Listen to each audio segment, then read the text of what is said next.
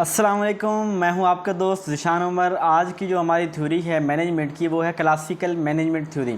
Classical management theory अपनी बहुत ज़्यादा अहमियत रखती है। ये इंडस्ट्रियल जो एरिया था उसके अंदर ये इवाल्व हुई और इससे फिर बाद में बहुत सी थ्योरी निकली। क्लासिकल का मतलब आपको पता है कि कहते हैं ओल्ड, पुरानी, यानी बहुत पहले आने वाली। अब क्लासिकल मैनेजमेंट थ्योरी यानी पुरानी मैनेजमेंट की थ्योरी कौन सी थी और इसी से फिर आगे कितनी थ्योरी निकली थी, आज हम बात करेंगे। अब इसके अंदर हम क्या देखेंगे, पहले तो इंट्रोडक्शन देखेंगे, फिर इसकी हिस्ट्री देखेंगे, फिर करैक्टरिस्टिक्स, प्रिंसिपल, लिमिटेशन वगैरह हम देखेंगे। पहले हम इसके इंट्रोडक्शन की तरफ आते हैं। अपने लफ्ज़ों मैंने आपको बता दिया, क्लासिकल से मुराद ऐसी मैनेजमेंट थ्योरी जो ओल्ड हैं। और ये कब एवॉल्व हुई थी, जब ये इंडस्ट्रियल एरिया चल रहा था 1700 या 18th सेंचुरी का आप एरिया कह सकते हैं, कि जब इंडस्ट्री जो है ना पूरी दुनिया के अंदर बूम आया इंडस्ट्री का, इंडस्ट्री लगना शुरू हुई और उस वक़्त जो है वो फिर लोगों को काम के ऊपर लेके आना, तो उसके लिए एक मैनेजमेंट जो थ्योरी लोगों से काम कैसे लेना है वो बनाई गई। ये एक ट्रेडिशनल थ्योरी है और ये फोकस करती है एम्प्लॉइज़ जो है ना ऑर्गेनाइजेशन के ऊपर इंस्टेड के एम्प्लॉइज़ के ऊपर। यानी देखो, मैं किसी फैक्ट्री के अंदर काम कर रहा हूँ और उस फैक्ट्री के अंदर मेरी अहमियत नहीं है, मशीन की अहमियत है। मेरी इंडिविजुअल फर्दन मेरी अहमियत नहीं है, बल्कि उस ऑर्गेनाइजेशन को ओवरऑल अहमियत है। सालाना पूछा जाएगा कि इस ऑर्गेनाइजेशन में कितनी आउटपुट दी है, लोगों ने कितनी आउटपुट दी है। ये बात नहीं की जाएगी कि लोगों को कितना रिलीफ प्रोवाइड किया गया, लोगों को क्या कुछ दिया गया, बल्कि ये पूछा जाएगा कि हमें क्या मिला। तो इसको जो है एक ट्रेडिशनल थ्योरी है जिसके अंदर ऑर्गेनाइजेशन के ऑब्जेक्टिव जो हैं, ऑर्गेनाइजेशन के जो गोल्स हैं उनको अहमियत दी जाती है। एक जो एम्प्लॉइज़ है उनको अहमियत नहीं दी जाती। The organization is considered as a machine. जो ऑर्गेनाइजेशन है वो एक मशीन के तौर पे, और ह्यूमन जो है ना वो कहते हैं कि ये ऑर्गेनाइजेशन है जो वो एक मशीन के तौर पे डील करना, और इंसानों को इसके अंदर जो है वो कोई अहमियत नहीं दी जाती थी। इट फॉलो ट्रेडिशनल थाट्स, जो रवायती थाट्स हैं। It is like a prototype and like military organization. यानी जो एक ट्रेडिशनल थाट्स बने हुए हैं, जो एक सोच बनी हुई है, जो एक तरीक़ाकार बना हुआ है, जो एक हायरार्की बनी हुई है, जो एक तरतीब बनी हुई है काम की, उस तरतीब को फॉलो करना है। दरमियान में से कोई मर भी जाए तो उसको साइड पे करो, नया बंदा उसकी जगह पे आ जाए।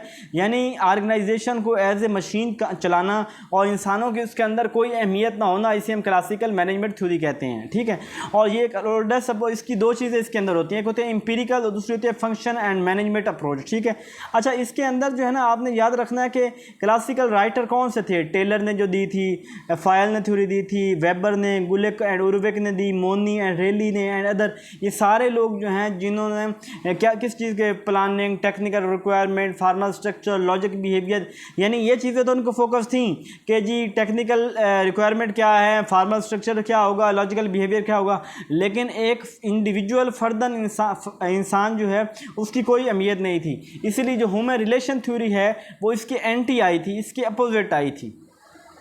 इसके अंदर इस खसूसियात क्या हैं? इस खसूसियत ये थे कि ये they focus on labour division.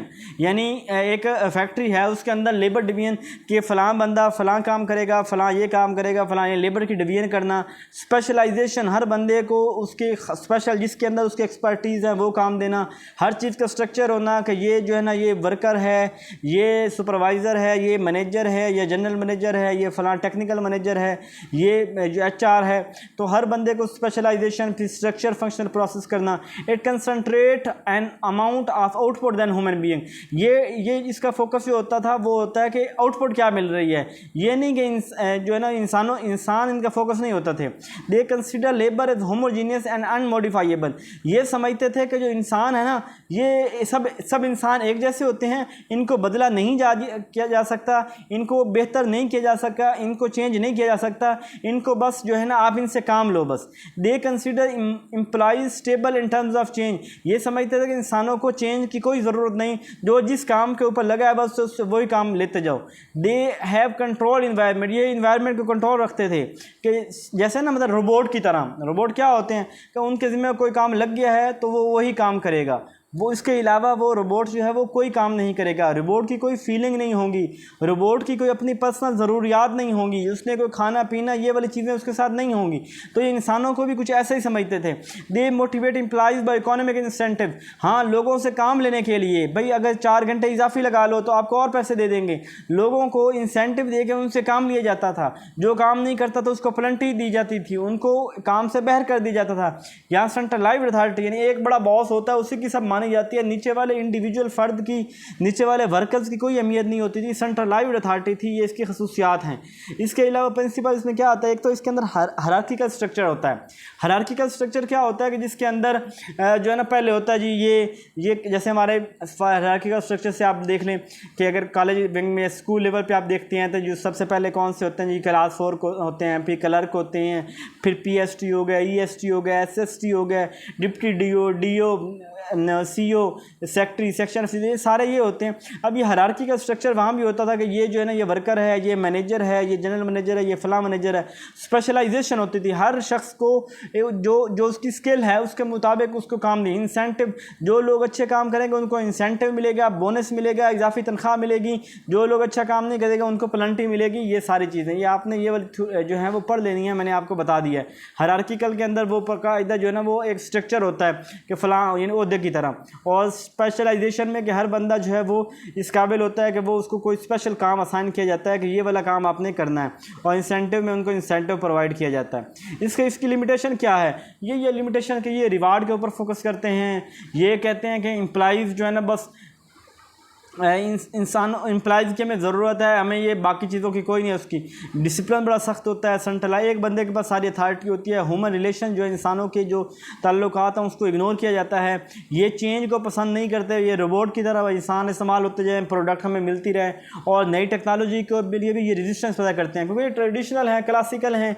ये नई टेक्नोलॉजी नई चीज़ों के ख़िलाफ़ जो है वो रेजिस्टेंस होते हैं। बस ये कहते हैं जो काम हमारा चल रहा है वही काम ठीक है। अपना ख्याल रखिएगा, उम्मीद है इसमें समझ आ गई होगी। बस क्लासिकल इतना ही काफ़ी है आपको समझना कि ये ओल्ड मैनेजमेंट थ्योरी है, 18th सेंचुरी के अंदर इंडस्ट्री एरिया के अंदर इवाल्व हुई, और ये इंसानों को अहमियत कम देते हैं, ये मशीनों को ज़्यादा अहमियत देते हैं।